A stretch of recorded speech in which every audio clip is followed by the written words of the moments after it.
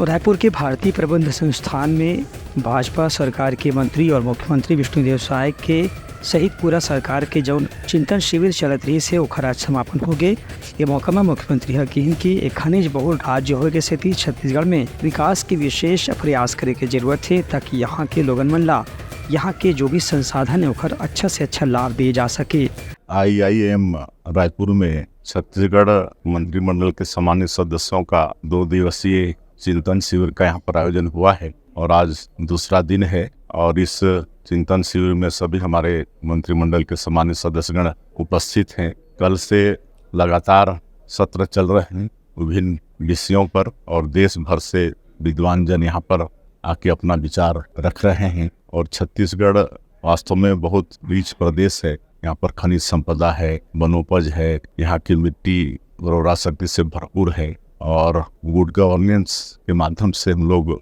इस प्रदेश को विकास के दृष्टि से बहुत आगे बढ़ा सकते हैं। और माननीय प्रधानमंत्री जी की भी सोच है 2047 तक इस देश को विकसित भारत के रूप में खड़ा करने का। तो हम लोग को छत्तीसगढ़ को भी विकसित छत्तीसगढ़ के रूप में खड़ा करना पड़ेगा। और लगातार जो यहाँ पर विद्वान जन आए वो छत्तीसगढ़ की आज स्थिति क्या है और आगे कैसे इसको बढ़ा सकते हैं उस पर अपना वक्तव्य दिए और हम लोगों ने सबको सुना है, समझा है। और इसमें जो भी सत्र चल रहे हैं बहुत उपयोगी हैं और विकसित छत्तीसगढ़ बनाने के लिए वो बहुत ही कारगर होंगे। उनका कहना है कि छत्तीसगढ़ में शिक्षा और स्वास्थ्य के क्षेत्र में भी कुछ बुनियादी विकास के काम करना जरूरी है ताकि जन कल्याण की योजना के तहत ओकर फायदा हर व्यक्ति ला दिए जा सके। उनका कहना है कि योजना बना के जब काम करे जाए तो देश में छत्तीसगढ़ में दोनों जगह आर्थिक विकास की रफ्तार एक साथ बढ़े में सहयोग होगी।